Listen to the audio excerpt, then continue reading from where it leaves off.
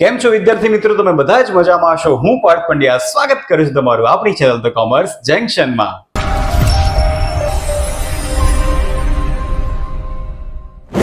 વિદ્યાર્થી મિત્રો, આ વિડીયોમાં આપણે શીખવાના છે 3 માર્ક્સનો વધુ એક વેરી ઇમ્પોર્ટન્ટ કોન્સેપ્ટ, એટલે કે કૌટુંબિક અંદાજપત્રની રીતે સૂચકાંકની ગણતરી કઈ રીતે કરવી.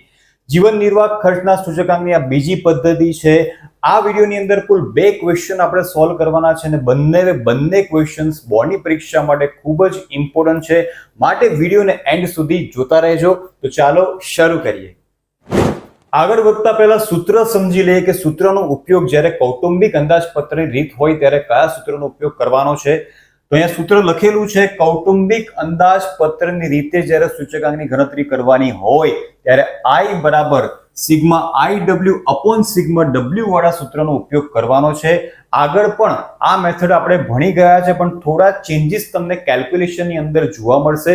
તો એમાં આપણે શું ધ્યાન રાખવાનું છે, ડિટેલમાં ચર્ચા આપણે આ વિડીયોમાં કરવાના છે. તમને બધાને ખબર છે કે I એટલે શું થશે? સૂચકાંક. જો ક્વેશ્ચનમાં સૂચકાંક ડાયરેક્ટ તમને આપેલો હોય તો આપણે ડાયરેક્ટ એની કિંમત કન્સિડર કરી શકીશું, પણ જો સૂચકાંક ડાયરેક્ટ આપ્યો નથી તો આપણે ફોર્મ્યુલાનો યુઝ કરશું. I બરાબર P1 અપોન P0 ગુણ્યા 100. આ રીતે આપણે પહેલા સૂચકાંક મેળવવો પડશે. હવે જો ક્વેશ્ચનમાં W એટલે કે ભાર અથવા મહત્વ ડાયરેક્ટ તમને નથી આપ્યું તો એની માટે પણ આપણે ગણતરી કરવી પડશે. અને W નું સૂત્ર યાદ રાખજો, P0 ગુણ્યા Q0, એટલે કે આધાર વર્ષનો ભાવ ગુણ્યા આધાર વર્ષનો જથ્થો તમે કરશો એટલે તમને W ની કિંમત પણ અહીંયા મળી જશે. તો ક્વેશ્ચન 2 ટાઈપના પૂછી શકે છે. એક જેમાં તમને I અને W આપેલા હોય, અથવા તો I W બંનેની કિંમત ન આપેલી હોય, એવા સંજોગોમાં કેલ્ક્યુલેશન કઈ રીતના કરવાના છે એ ડિટેલમાં આપણે અહીંયા સમજવાના છે. તો એન્ડ સુધી જોતા રહેજો. એન્ડમાં તમને હોમવર્ક પણ મળવાનું છે અને એ પ્રેક્ટિસ માટે તમારે ચોક્કસથી કરવાનું છે. એટલા માટે બિલકુલ પણ આ કોન્સેપ્ટને સ્કીપ કરતા નહીં. સૌથી પહેલા આપણે સોલ્વ કરવાના છે સ્વાધ્યાય 1.4 નો પહેલો ક્વેશ્ચન, જે ખૂબ જ ઇમ્પોર્ટન્ટ છે બોર્ડની પરીક્ષા માટે. તો ક્વેશ્ચન વાંચીને પહેલા સમજી લઈએ કે પ્રશ્નમાં આપણને શું પૂછવામાં આવ્યું છે. રકમ ઘણી મોટી છે પણ ગભરાવાની બિલકુલ પણ જરૂર નથી.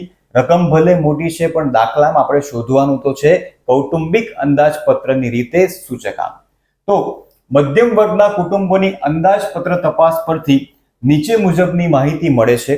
તે પરથી વર્ષ 2013 ના સાપેક્ષમાં વર્ષ 2015 જીવન નિર્વાહ ખર્ચમાં કેટલો ફેરફાર જણાય છે તે સૂચક આંક મેળવીને જણાવો. તો અહીંયા આધાર વર્ષ આપણને આપેલું છે 2013 અને ચાલુ વર્ષ આપેલું છે 2015. ત્યારબાદ વર્ષ 2013 દરમિયાન કોઈ એક કુટુંબની ખર્ચપાત્ર સરેરાશ માસિક આવક જો ₹15,000 હોય તો એ મુજબ વર્ષ 2015 દરમિયાન જરૂરી ખર્ચપાત્ર સરેરાશ માસિક આવકનો અંદાજ પણ મેળવવાનો છે. એ સૂચકાંક પણ શોધવાનો છે. સાથે સાથે આ આવક 2013 માં 15,000 હોય તો 2015 માં સૂચકાંક મુજબ કેટલી થવી જોઈએ એ પણ આપણે અંદાજ અહીંયા મેળવવાનો છે. હવે ક્વેશ્ચનમાં તમે જોઈ શકો છો, ખાલી જીવન નિર્વાહ ખર્ચ શબ્દ આપેલો છે, પણ ક્યાંય એવું નથી લખ્યું કે કૌટુંબિક અંદાજપત્રની રીતે સૂચકાંક શોધો. તો અહીંયાથી ખબર આપણને પડશે કે જો ક્વેશ્ચનમાં તમને શું આપેલું છે, ભાર આપેલો છે. પહેલા પણ તમને કીધું હતું કે જ્યારે ક્વેશ્ચનમાં ભાર આપેલો હોય ત્યારે એક જ ફોર્મ્યુલાનો ઉપયોગ કરવાનો છે, sigma IW upon sigma W. એટલે અહીંયાથી તમને અંદાજો આવી જશે કે આ કૌટુંબિક અંદાજપત્રની રીતે અહીંયા સૂચકાંકની ગણતરી કરવાની છે. હવે તમે જોઈ શકો છો કે ક્વેશ્ચનમાં W તમને આપેલો જ છે, એટલે W શોધવાની કોઈ જરૂર નથી. હવે સૂચકાંક આપ્યો છે કે નહીં તો તમે જોઈ શકો છો, અહીંયા 2013 અને 2015 ના ખર્ચ આપેલા છે, સૂચકાંક આપેલો નથી. માટે આ દાખલામાં સૌથી પહેલા આપણે I શોધવો પડશે, ત્યાર પછી I નો ગુણાકાર આપણે W સાથે કરવાનો છે. અહીંયા ખાસ ધ્યાન રાખજો, વર્ષ 2013 આધાર વર્ષ છે અને ખર્ચ આપેલો છે, એટલે અહીંયા લખીશું આપણે P0, અને 2015 નો ખર્ચ આપ્યો છે જેમાં લખીશું P1. P0 અને P1 ઉલટસુલટ ભૂલથી પણ ન થવું જોઈએ. જો ભૂલથી ઉલટસુલટ થઈ જશે તો અહીંયાથી જ આપણો દાખલો તદ્દન ખોટો થઈ જશે. હવે દાખલાની શરૂઆતમાં તમારે આ જ રીતના ખાના તૈયાર કરવાના છે, પણ આ આડી માહિતી જે આપેલી છે એને આપણે ઊભી કરી દઈશું. એટલે પહેલું ખાનું આવી જશે સમૂહનું, ત્યાર પછી બીજું ખાનું W એટલે કે ભાર, ત્રીજું ખાનું P0, ચોથું ખાનું P1, અને પછી આપણે I શોધવાનું ખાનું બનાવશું અને છેલ્લે IW નું ખાનું તૈયાર કરીશું. તો ફટાફટ દાખલો પણ ગણી લઈએ અને જોઈ લઈએ કે આ દાખલામાં તમારે શું ધ્યાન રાખવાનું છે અને છેલ્લે આ જે અંદાજ મેળવવાનો છે આવકનો એ કઈ રીતના શોધવાનું છે. વિદ્યાર્થી મિત્રો, ભૂલો ભલે બીજું બધું પણ સબસ્ક્રાઇબ કરવાનું બિલકુલ ન ભૂલશો. અને જો તમે હજુ પણ આપણી WhatsApp channel the commerce junction અને Instagram page Parth sir TCG ને ફોલો નથી કર્યું, તેની લિંક નીચે ડિસ્ક્રિપ્શનમાં આપેલી છે. તો હમણાં જ નીચેની લિંક ઉપર ક્લિક કરીને ફટાફટ વોટ્સએપ અને ઇન્સ્ટાગ્રામ પેજને ફોલો કરી દો. તો ક્વેશ્ચનમાં આપેલા હતા એ મુજબ બધા જ ખાના આપણે અહીંયા તૈયાર કરી લીધા છે. સૌથી પહેલું ખાનું સમૂહ, ત્યાર પછી ભાર વેટ એટલે કે W, ત્યાર પછી P0, P1, I એટલે કે સૂચકાંક અને છેલ્લે I અને W નો ગુણાકાર. 1 by 1 ક્વેશ્ચનમાં સૂચકાંક આપ્યો નહોતો એટલે બધા માટે આપણે સૌથી પહેલા સૂચકાંકની ગણતરી કરી લઈશું. તો ખોરાક માટે ચાલુ વર્ષની કિંમત એટલે કે 3900 છેદમાં આધાર વર્ષની કિંમત 3000 ગુણ્યા 100. સૌથી પહેલા બધું જ આ રીતના પ્રેઝન્ટ કરી દો, ત્યાર પછી કેલ્ક્યુલેટરમાં શાંતિથી આપણે બધી જ ગણતરી કરશું જેથી ચાલુમાં કોઈ ભૂલ ન થાય. હવે બળતણ અને વીજળી માટે 1850 ભાગ્યા 1450 ગુણ્યા 100, ત્યાર પછી ભાડા માટે 2400 ભાગ્યા 1500 ગુણ્યા 100, ત્યારબાદ કપડા માટે 900 ભાગ્યા 600 ગુણ્યા 100 અને અંતે પરચુરણ ખર્ચ માટે 1920 ભાગ્યા 1600 ગુણ્યા 100. હવે 1 by 1 કેલ્ક્યુલેટરમાં બધી જ કિંમત તમારે મેળવી લેવાની છે. તો સૌથી પહેલા 3900 ગુણ્યા 100 ભાગ્યા 3000 એટલે કે 130, ત્યારબાદ 1850 ભાગ્યા 1450 ગુણ્યા 100 એટલે કે 127.59, 2400 ભાગ્યા 1500 ગુણ્યા 100 160, 900 ભાગ્યા 600 ગુણ્યા 100 150 અને છેલ્લે 1920 ભાગ્યા 1600 ગુણ્યા 100 એટલે કે 120. તો બધી જ વસ્તુ માટે સૂચકાંક મેળવી લીધા છે અને હવે છેલ્લું ખાનું એટલે કે I અને W નો ગુણાકાર. તો 1 by 1 W નો ગુણાકાર હવે આપણે I સાથે કરી લઈશું અને પછી IW નો આપણે કરીશું સરવાળો. તો ખોરાક માટે 45 ગુણ્યા 130 એટલે કે 5850, ત્યાર પછી બળતણ માટે 15 ગુણ્યા 127.59 એટલે કે 1913.85, ત્યારબાદ ભાડા માટે 10 ગુણ્યા 160 એટલે કે 1600, ત્યાર પછી કપડા માટે 20 ગુણ્યા 150 એટલે કે 3000 અને છેલ્લે પરચુરણ માટે 10 ગુણ્યા 120 એટલે કે 1200. તો હવે આપણને IW ની કિંમતો મળી ગઈ છે.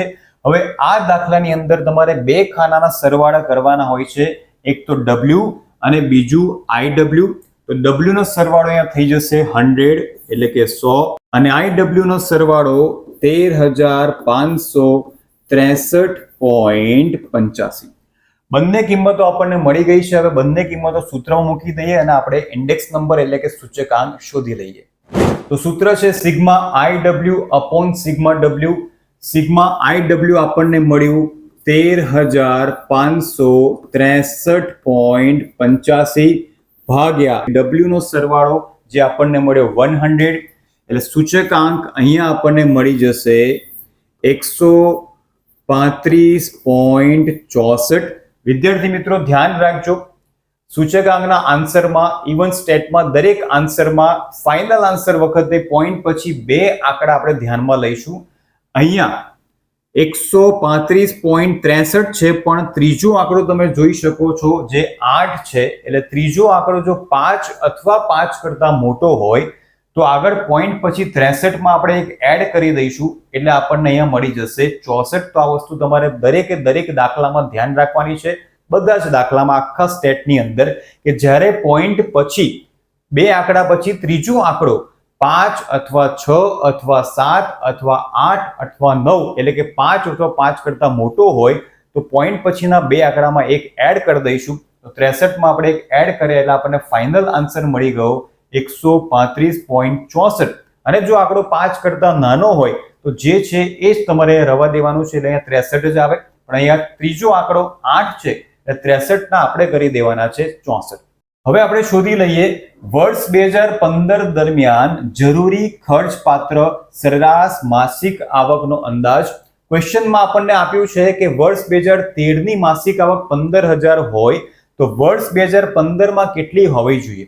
અહીંયા સિમ્પલ લોજિકનો આપણે મેથ્સનો યુઝ કરીશું. તમે સૂત્રનો ઉપયોગ ઘણી બધી વખત કર્યો હશે કે આટલાએ આટલા તો આટલાએ કેટલા, બસ એનો જ ઉપયોગ આપણે અહીંયા સ્ટેટમાં પણ કરવાનો છે. તો સૌથી પહેલા વર્ષ 2013 માટે તમને બધાને ખબર છે કે વર્ષ 2013 આધાર વર્ષ છે અને આધાર વર્ષનો સૂચકાંક હંમેશા કેટલો હોય છે 100. તો 100 એ આવક કેટલી આપેલી હતી ક્વેશ્ચનમાં 15,000. તો વર્ષ 2015 જે ચાલુ વર્ષ છે અને ચાલુ વર્ષનો સૂચકાંક આપણે હમણાં જ મેળવ્યો છે 135.64 એ કેટલા. બસ આ પદ તમારે સોલ્વ કરવાનું છે. ફરી એકવાર તમને રિપીટ કરું છું, ધ્યાનથી સમજી લેજો. હંમેશા આધાર વર્ષનો સૂચકાંક 100 જ હોય, એ તમને ક્વેશ્ચનમાં ક્યારે આપેલો નહીં હોય. તો વર્ષ 2013 નો સૂચકાંક 100 એ આવક કેટલી છે 15,000. તો સૂચકાંક 100 નો થયો 135.64. તો આવક કેટલી થવી જોઈએ વધીને એ આપણે અહીંયા શોધવાનું છે. તો આને સોલ્વ કરી દઈએ તો 135.64 ગુણ્યા 15,000 ભાગ્યા 100 રૂપિયા 20,346. તો વિદ્યાર્થી મિત્રો તમે જોઈ શકો છો કે આધાર વર્ષની સરખામણીમાં ચાલુ વર્ષનો સૂચકાંક વધ્યો છે તો આવક પણ વધવી જોઈએ. તો કેટલી વધવી જોઈએ એનું પ્રમાણ આપણે કાઢ્યું. તો પહેલા 15,000 હતી તો 2015 માં આ વધીને કેટલું થવું જોઈએ રૂપિયા 20,346 થવા જોઈએ. આ એક કેવો છે અંદાજ, રાઈટ. અહીંયા કીધું છે કે સરેરાશ માસિક આવકનો અંદાજ મેળવવાનો છે. તો અંદાજિત આવક કેટલી થવી જોઈએ 20,346 રૂપિયા થવા જોઈએ. આ જ વસ્તુ તમારે શબ્દની અંદર પણ દાખલો ગણ્યા પછી લખી દેવાની છે. શબ્દમાં લખશો તો જ પૂરેપૂરા માર્ક્સ તમને અહીંયા મળશે. વર્ષ 2015 ની અંદર સરેરાશ માસિક આવક અંદાજિત રૂપિયા 20,346 થવી જોઈએ. તો વિદ્યાર્થી મિત્રો પહેલો દાખલો હતો કૌટુંબિક અંદાજપત્રની રીતનો. હવે આપણે બીજો ક્વેશ્ચન પણ સોલ્વ કરવાના છીએ અને ત્યાર પછી તમને હોમવર્ક પણ મળવાનું છે. તો વિડીયોને એન્ડ સુધી જોતા રહેજો. તો હવે આપણે સોલ્વ કરવાના છે સ્વાધ્યાય 1.4 નો બીજો દાખલો. તો રકમ વાંચી લઈએ. ખોરાકી ચીજોના ભાવ અને વપરાશની નીચેની માહિતી પરથી સ્પષ્ટ કીધું છે કે કૌટુંબિક અંદાજપત્રની રીતે વર્ષ 2014 નો સૂચકાંક ગણો અને તેનું અર્થઘટન કરો. એટલે કે આધાર વર્ષની સરખામણીમાં સૂચકાંકની અંદર કેટલા ટકાવારી વધારો થયો છે એ પણ આપણે અહીંયા શોધવાનું છે. સૌથી પહેલા આપણે વસ્તુ આપેલી છે, 4 વસ્તુની માહિતી છે. ત્યાર પછી જથ્થો, આ કેવો જથ્થો છે આધાર વર્ષનો જથ્થો છે જેને આપણે કહીશું Q0. ત્યાર પછી આધાર વર્ષનો ભાવ એટલે કે P0 અને વર્ષ 2014 ચાલુ વર્ષનો ભાવ એટલે P1. ક્વેશ્ચનમાં ક્યાંય તમને ભાર એટલે કે W અથવા તો I આપેલો નથી. તો આ દાખલામાં તમારે W પણ શોધવાનો છે અને I પણ શોધવાનો છે. I કઈ રીતના શોધવું આપણે હમણાં જોયું, પણ હવે જોઈશું કે W કઈ રીતના શોધવો. તો પહેલા જ આપણે ચર્ચા કરી W નું સૂત્ર શું છે, W = P0 × Q0 એટલે કે આધાર વર્ષનો ભાવ ગુણ્યા આધાર વર્ષનો જથ્થો. આ બંને ખાનાનો ગુણાકાર કરશું એટલે આપણને W ની કિંમત મળી જશે. તો ફટાફટ દાખલાની શરૂઆત કરી દઈએ અને જોઈ લઈએ કે આમાં ગણતરી કઈ રીતના કરવાની છે. તો સૌથી પહેલું ખાનું વસ્તુનું જે ક્વેશ્ચનમાં આપ્યું હતું એ રીતે. ત્યાર પછી Q0, P0, P1, W નથી એટલે W નું ખાનું બનાવશું. ત્યાર પછી I શોધીશું અને અંતે I અને W. આ રીતના ખાના તમારા આન્સર માટે તૈયાર કરી દેવાના છે. તો સૌથી પહેલા P0 નો ગુણાકાર Q0 સાથે કરવાનો છે જેથી આપણને W મળી જશે. તો બંને કિંમતોનો ગુણાકાર 1 by 1 કરી લઈએ. તો 60 × 15 એટલે કે 900. ત્યાર પછી 40 × 32 એટલે કે 1280. ત્યારબાદ 15 × 12 એટલે કે 180 અને 25 × 50 એટલે કે 1250. W ની બધી જ કિંમત આપણને મળી ગઈ છે. હવે આપણે ફટાફટ શોધી લઈએ I માટે P1 અને P0 નો ઉપયોગ આપણે કરવાનો છે. સૌથી પહેલા લખી દઈએ અંશમાં P1 એટલે કે 18 છેદમાં P0 એટલે 15 ગુણ્યા 100, ત્યાર પછી 40 ભાગ્યા 32 ગુણ્યા 100, ત્યારબાદ 14 ભાગ્યા 12 ગુણ્યા 100, ત્યારબાદ 70 ભાગ્યા 50 ગુણ્યા 100. હવે 1 બાય 1 કેલ્ક્યુલેટરની મદદથી આપણે બધી જ કિંમતો મેળવી લઈએ. સૌથી પહેલા 18 ભાગ્યા 15 ગુણ્યા 100, 120, 40 ભાગ્યા 32 ગુણ્યા 100, 125, 14 ભાગ્યા 12 ગુણ્યા 100, 116.67 અને અંતે 70 ભાગ્યા 50 ગુણ્યા 100 એટલે કે 140. તો હવે I નો ગુણાકાર આપણે W સાથે કરી લઈએ. તો સૌથી પહેલા 900 ગુણ્યા 120 એટલે કે 1,08,000, ત્યાર પછી 1280 ગુણ્યા 125 એટલે કે 1,60,000, ત્યાર પછી 180 ગુણ્યા 116.67 એટલે કે 21,000.6 અને છેલ્લે 1250 ગુણ્યા 140 એટલે કે 1,75,000. હવે આન્સર માટે આપણે W અને IW નો સરવાળો કરી લઈએ. તો સૌથી પહેલા W નો સરવાળો એટલે કે 3610 અને IW નો સરવાળો 4,64,000.6. તો બંને કિંમતો આપણને મળી ગઈ છે અને બંને કિંમતો આપણે સૂત્રમાં મૂકી દઈએ જેથી આપણને સૂચકાંક પણ મળી જાય. સૂત્ર sigma IW upon sigma W is equal to 4,64,000.6 ભાગ્યા 3610. 3610 વડે આપણે ભાગી લઈએ તો આપણને આન્સર મળી જશે 128.53. તો આપણને મળી ગયો છે ફાઇનલ આન્સર. કૌટુંબિક અંદાજપત્રની રીતે સૂચકાંક 128.53. હવે અર્થઘટન પણ આપણે લખવાનું છે. જ્યારે પણ અર્થઘટન લખવાનું થાય ત્યારે આમાંથી 100 આપણે માઇનસ કરશું તો 128.53 ઓછા 100 એટલે કે ચાલુ વર્ષમાં કેટલો વધારો થયો કહેવાય? 28.53% વધારો નોંધાયો તેમ કહેવાય. તો તમારે શબ્દોમાં લખી દેવાનું છે કે આધાર વર્ષની સરખામણીમાં ચાલુ વર્ષમાં ખોરાકના ખર્ચની અંદર 28.53% વધારો થયો છે તેમ કહેવાય. તો વિદ્યાર્થી મિત્રો, વિડીયો તમને કેવો લાગે કમેન્ટ કરીને મને ચોક્કસથી જણાવજો જેથી અવનવા વિડીયો વધારે ને વધારે હું તમારી માટે લાવતો રહું. હોમવર્ક માટે આ કોન્સેપ્ટ માટે 3 દાખલા પ્લીઝ કમ્પ્લીટ કરી લેજો. સૌથી પહેલો ક્વેશ્ચન વિભાગ E નો ક્વેશ્ચન નંબર 3 અને આ બંને ક્વેશ્ચન્સ એક્સ્ટ્રા તમારી માટે મૂકેલા છે. અહીંયા ખોરાકી ચીજોના ભાવ અને વપરાશની માહિતી આપી છે. તે ઉપરથી તમારે કૌટુંબિક અંદાજપત્રની રીતે સૂચકાંક મેળવવાનો છે.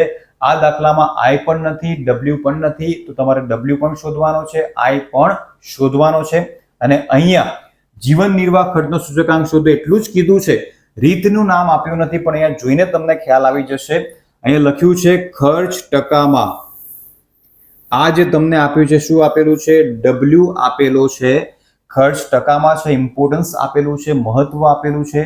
તો આ દાખલો પણ તમારે સોલ્વ જાતે કરવાનો છે કૌટુંબિક અંદાજપત્રની રીતે.